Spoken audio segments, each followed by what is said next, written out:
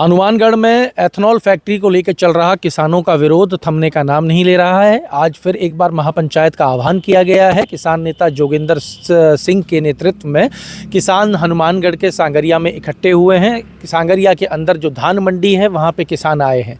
आपको विशेष उल्लेखनीय बात बता दें कि आज किसान पीली पगड़ी के अंदर नजर आया है। लाल सलाम जैसे नारे लगे हैं। जब तक सूरज चांद रहेगा किसान तेरा नाम रहेगा, इस तरीके के नारे आज लगाए गए हैं। सांगरिया के अंदर जब किसान धान मंडी में इकट्ठे हुए तो वहाँ पे किसान स्मारक जो बना हुआ है, सबसे पहले वहाँ पे पुष्पांजलि की गई, माथा टिकाया गया और उसके बाद में सभा के लिए आगे बढ़े। कुछ ही देर में किसानों की महापंचायत जो है वो शुरू हो जाएगी।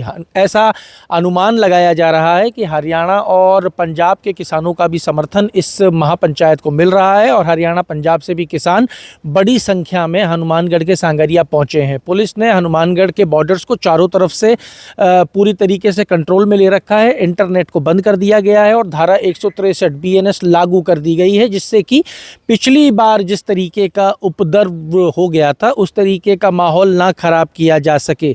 परीक्षाओं को ध्यान में रखते हुए स्कूल, हॉस्पिटल, इनके ब्रॉडबैंड कनेक्शंस को चालू रखा गया है, पर इंटरनेट बंद कर दिया गया है, जिससे कि किसी भी प्रकार की कोई अफवाह जो है वो ना फैलाई जा सके। आपको दोबारा एक बार याद दिला दें कि 45 एकड़ के अंदर टिब्बी वाली में जो ये एथनॉल की एशिया की सबसे बड़ी फैक्ट्री डालने का काम चल रहा था, जिसका 450 करोड़ रुपए के आसपास की लागत इसमें लगाई जानी थी, उसका किसान विरोध कर रहे हैं।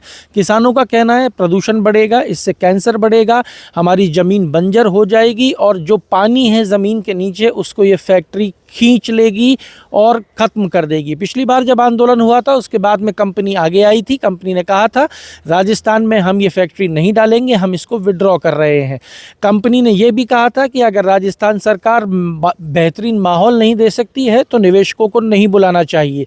लेकिन किसानों से आज जो पता लगा है वो ये है कि अभी तक एमओयू रद्द नहीं हुआ है, इसकी वजह से किसान आज महापंचायत कर रहे हैं। किसानों का कहना है बंजर भूमि आवंटित की जाती तो हमें कोई आपत्ति नहीं थी।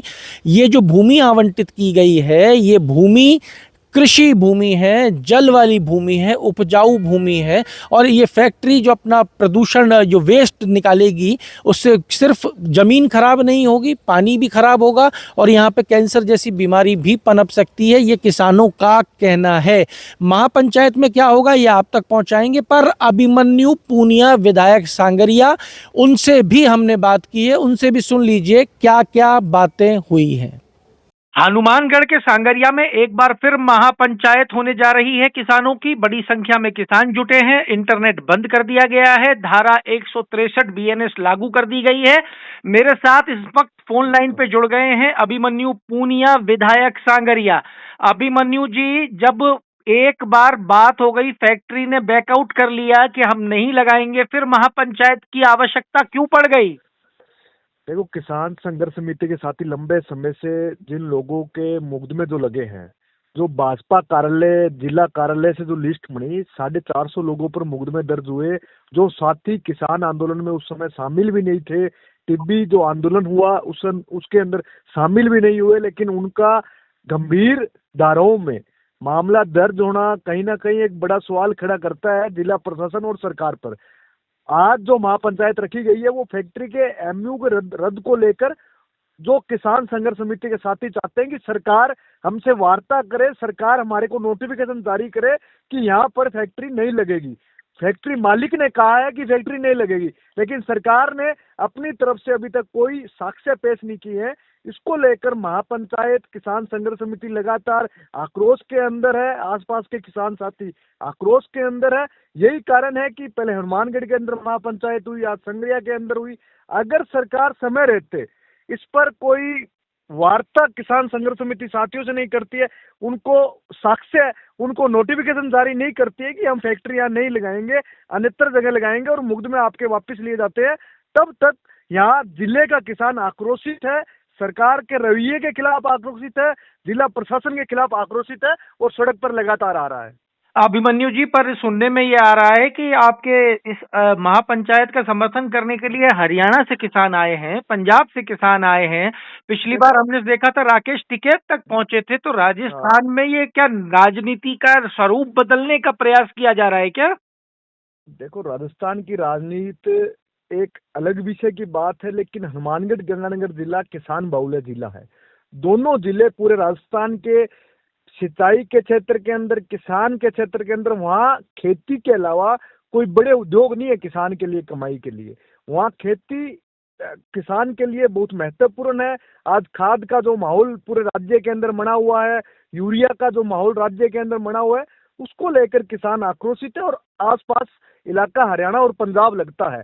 हरियाणा और पंजाब का जब आंदोलन हुआ दिल्ली के अंदर, देश की सरकार को घेरा, तो बहुत से हनुमानगढ़ गंगानगर जिले के किसान साथियों ने उनके साथ कंधे से कंधा मिलाकर वहां मौजूद रहे थे। तो आज तमाम साथी हरियाणा और पंजाब के नेता भी इस आंदोलन के अंदर महत्वपूर्ण भाग ले रहे हैं, वार वार महापंचायत के अंदर शामिल हो रहे हैं।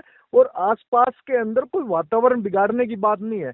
आज माहौल क्या है, सरकार किस पर सरकार बातचीत क्यों नहीं करना चाहती, सरकार को बातचीत करने में क्या दिक्कत आ रही है? जबकि किसान संघर्ष समिति के 11 लोगों का प्रतिनिधिमंडल बुलाए सरकार, मुख्यमंत्री जी खुद बात करे, सरकार को वार्ता करनी पड़ेगी। कोई बात का समाधान बात से ही हो सकता है। आप लंबे समय से टिब्बी के अंदर हिंसक आंदोलन हुआ, आपने 450 किसान साथियों पर मुकदमा दर्ज कर दिया गया। उन पुलिस के अधिकारियों पर भी मुकदमा दर्ज होना चाहिए था, जिस समय जो वहां पर मौजूद थे। लाठियां चलाई, महिलाओं को चोटें लगी, 20-20 टांके आए, लेकिन सरकार चुप्पी साधे हुए है। पुलिस को आगे करके किसान को कमजोर करने का जो काम कर रही है, वो वहाँ आम हनुमानगढ़ जिले का किसान सहेगा नहीं। आपने अभी अभी कहा कि हनुमानगढ़ गंगानगर क्षेत्र के अंदर किसानों के पास में खेती के अलावा कोई और बड़ा संसाधन नहीं है कमाई का। हाँ। अभिमन्यु जी, ये 45 एकड़ के अंदर फैक्ट्री आ रही थी या आ रही है। एशिया की सबसे बड़ी एथेनॉल की फैक्ट्री है, आप वहां पे लीड भी कर रहे हो। आप क्यों नहीं लोगों को समझा रहे कि रोजगार का एक मैं साधन बन सकता है? मैं अमर जी, आपके मेरे समझाने से, किसी पार्टी के नेता के समझाने से वहाँ का किसान समझेगा नहीं।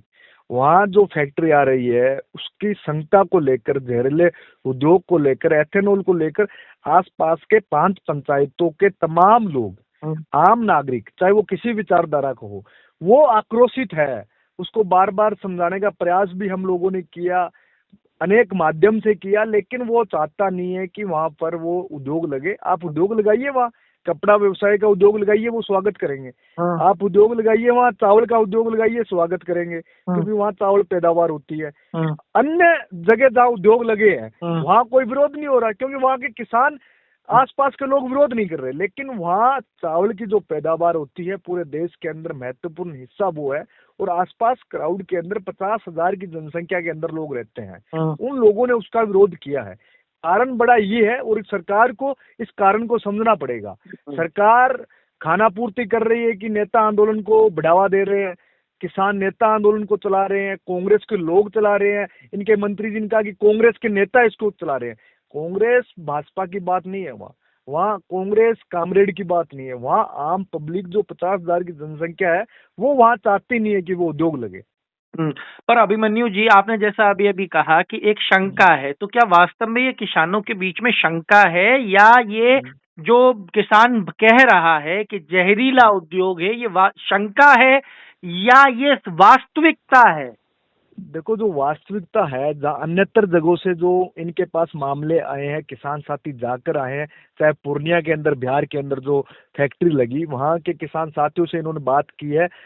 पंजाब के अंदर अनेकों फैक्ट्रियां एथेनॉल की है, वहाँ गांवों के अंदर जीरा फैक्ट्री जो बंद हुई है, अन्य जगह कई जगह फैक्ट्री बंद भी हुई है। इनमें शंका है, राख को लेकर शंका है, पानी को लेकर शंका है कि इनका बहुमूल्य जो पानी है, वो पानी के आसपास का क्षेत्र को बर्बाद करने का काम करेगा। लेकिन ये समाधान एक लाइन के अंदर तैयार है। अगर सरकार इसमें नोटिफिकेशन जारी करे कि हम कंपनी को अन्य जगह पर जगह स्थापित करने के लिए जगह देंगे, यहाँ पर फैक्ट्री नहीं लगेगी, मुकदमे किसानों के वापस लिए जाते हैं, तो आज ये आंदोलन समाप्त हो जाएगा। लेकिन सरकार, प्रशासन को इसमें अग्रिम आगे होकर जिम्मेदारी निभानी होगी, ना कि लिप्पापोती करके कि ये कांग्रेस और भाजपा की लड़ाई है। ये लड़ाई कांग्रेस भाजपा की नहीं है, ये किसान हित की लड़ाई है। तो ये आप सुन रहे थे अभिमन्यु पूनिया को, जिन्होंने स्पष्ट कर दिया ये भाजपा कांग्रेस की लड़ाई नहीं है, ये किसान हित की लड़ाई है। सरकार को आगे आना होगा, नहीं तो ये पंचायत जारी रहेगी। धन्यवाद पूनिया जी। धन्यवाद सर। आपके राज्य की खबरें, आपके शहर की खबरें सबसे पहले जानने के लिए देखते रहें अमर उजाला। चैनल को सब्सक्राइब जरूर कर लें और पाएं हर अपडेट।